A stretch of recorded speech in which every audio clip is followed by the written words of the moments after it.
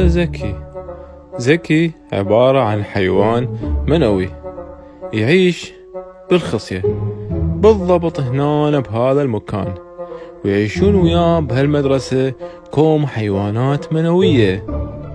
بالمدرسة يدرسون الطلاب هنا رياضيات، بس زكي ما يفتهم كلش بالرياضيات.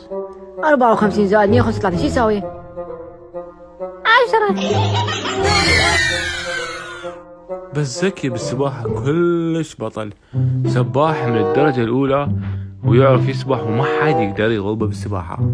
أيام معدودة وراح يبدي الماراثون العالمي اللي تسابق بيه كل النطف، ومن ضمنهم زكي. زكي يتدرب بشكل يومي حتى يفوز بهذا السباق. عنيد هم يسابقوا وياه، هم يريد يوصل للبيضة، بس اكو بس بيضة وحدة هو راح يفوز بيها، وهاي البيضة تسكن بطن السيدة فاتن بالضبط بهذا المكان. وقبل لا يبدي موعد السباق سأل المعلم الطلاب 300 مليون نطفة منو اللي يفوز وكم واحد يفوز؟ 10. زكي مو زين بالرياضيات، بس بالسباحة ما حد يلحقه، ما حد يقدر له بالسباحة، سباح من الدرجة الأولى. وأخيرا اجى يوم السباق العظيم.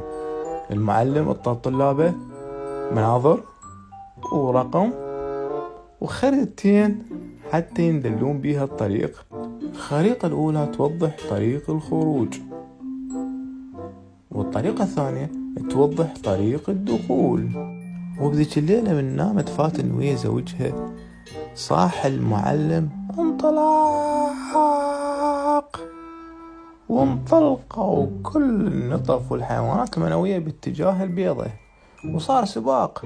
زكي يسوق بكل سرعته، يسوق حتى يوصل، لكن عنيد يجاري وهو يريد يوصل، بس هو الهدف بس واحد واللي يوصل له بس واحد.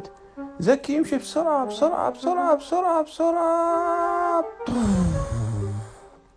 البيضة تخبط وقدر زكي يفوز بها، وباقي النطف والحيوانات المنوية بدأت تموت وتختفي، والبيضة بدأت تتغير، بدأت تنقسم، بدأت تكبر. البيضة تغير شكلها، بدأ تكون جنين ويتغير شكله ويكبر بعد أكثر ويكبر بعد أكثر، وهذا كله يبين ببطن فاتن. بدأت بطنها تتغير وبدأت تكبر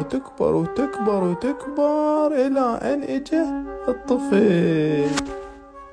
وهذا الطفل بنية كلش حلوة اسمها لبنى. بس يا ترى زكي الصغيرون وين اختفى؟ وين راح؟ لبنى كبرت وراحت للمدرسة، وهناك المعلمة سألته سؤال. 10. لبنى مو زينة بالرياضات، بس بالسباحة بطلة العالم وسباحة من الدرجة الأولى.